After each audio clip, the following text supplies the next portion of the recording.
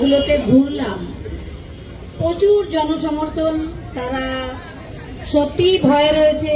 একটা thread culture চালান আমাদের মাননীয় মুখ্যমন্ত্রী, সেটা থেকেই থ্রেড কালচারের মধ্যেই পড়েছে আমাদের পানিহাটিটা। কারণ একটা ঘোষ পরিবার, পুরো পরিবারতন্ত্র এখানে এতদিন ধরে রয়েছেন এবং তিনি এলাকায় একটা ভয়ের বাতাবরণ সৃষ্টি করে রেখেছেন।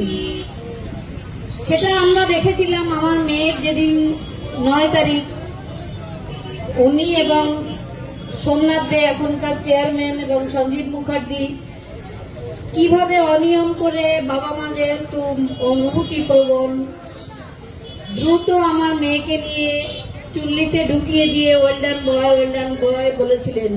এটাও থ্রেড কালচারেরই একটা অংশ। এবং আমার মেয়ের মৃত্যুর যে আমরা বিচার পাওয়ার, সেটা যাতে আমরা না পাই, তদন্ত তথ্য প্রমাণ লোপাটের, এটাও একটা পার্ট। তো আপনারা সবাই জানেন। কিন্তু আমি আজকে যেটা বলবো, মেয়ের বিচার আমার আদালতেই হবে। আপনারা আমাকে ভোট দেবেন না, আপনারা নিজেদের দাবি তুলে ধরবেন। আমি জিতলে পানিহাটি জিতবে, পানিহাটি জিতবে মানে গোটা পশ্চিমবঙ্গ জিতবে।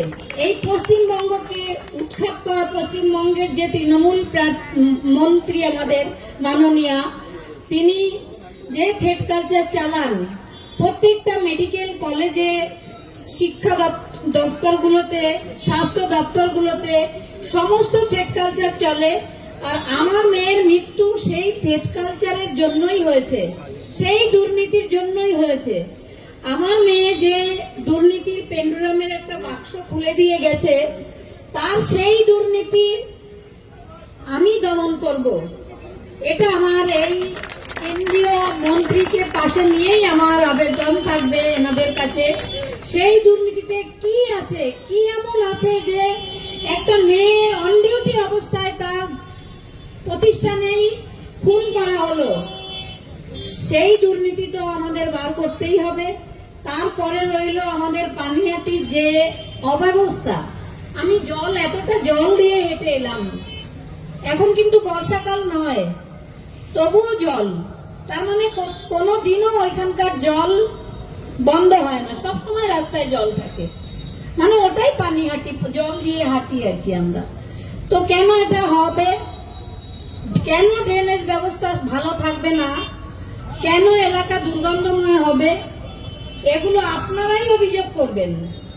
আমি সেই বার্তাটা নিয়ে বিধানসভায় যাব এবং পানিহাটিকে একটা রোল মডেল করব। এটাই আমার কিছু পাওয়ার নেই। আপনারা আমাকে সমর্থন করবেন। আমার দেওয়ার আছে অনেক কিছু আপনাদের দেওয়ার আছে।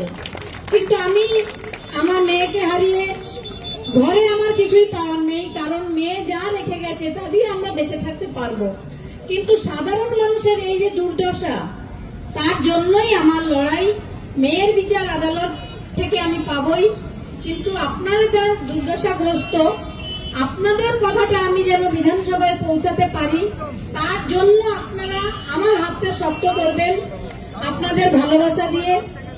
আপনাদের আমি কৃতজ্ঞ থাকবো। তবে ভয় পাবেন না, একদম ভয়কে জয় করতে হবে আমাদের, তবেই আমাদের সফলতা আসবে। নমস্কার সবাইকে, ধন্যবাদ।